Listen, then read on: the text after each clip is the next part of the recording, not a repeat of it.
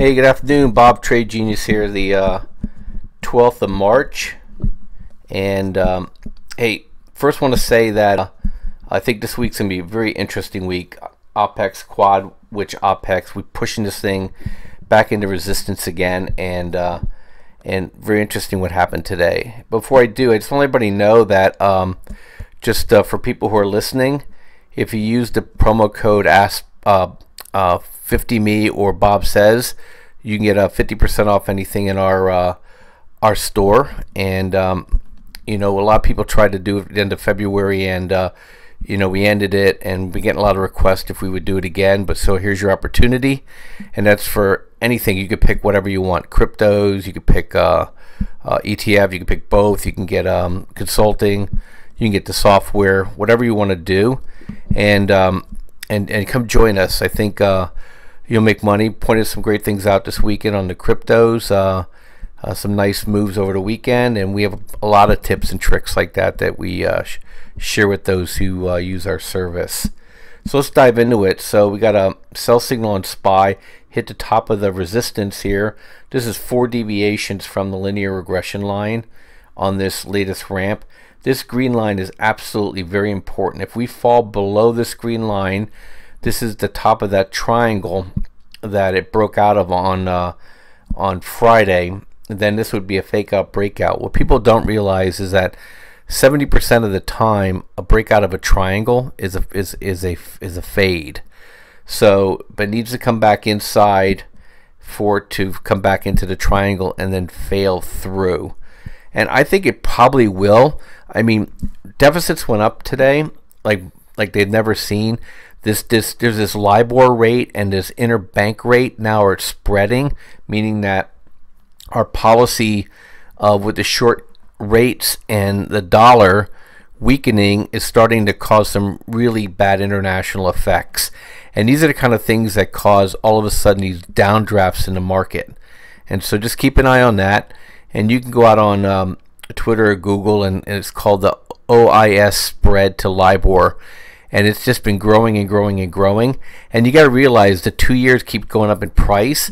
And this is how all this short-term stuff gets funded. You know, all the buybacks that they borrow money against. These are all revolving credit lines. They got to keep revolving these lines. And basically their interest expenses have doubled. And so, and margin prices go up and credit card rates go up. So, you know, they're putting themselves in a position where they're actually going to kill themselves. So we have a sell here. We bought some puts for next Friday, 175, 170s. See how that goes. Manage the short side or the short leg as it moves, and if we get a good move our way, we'll roll down. Here's what else we own. So we have AG, nice pop in it again. We have corn, and this one here we got stopped out on, and so it looks like it's, you know, probably some weakness coming into it. We had GDX, and GDX 2150 on Friday we bought, and then we have silver. And so I think silver is going to get a push here. So just something really interesting to watch. And then one thing I'm probably going to go back now and short is I'll probably buy some UNG puts. So I'm just keeping an eye on it right now to see what happens with it. But had a beautiful move today. I don't know if this is a bull flag, and I don't know if I'm going to wait until it gets up to 2360 or if this is it. You know, this is the time when you do get a little bit of a sell-off before the injection. And so, and UNG likes to go down versus go up. It has to fight to go up. So I may wait to get up to here and then short it. But if it hits here and fails, I'll short it as well. And then just a quick little daunt over to into the crypto world here. Let me see here. Where do we go? Here it is. Okay, so we're getting some pushback today. And this is something that start getting used to. The weekends are going to be positive for cryptos, and then you get these you get a sell signal, you get out. So, and that's why we use signals. You know, until we start really getting a move here on the daily.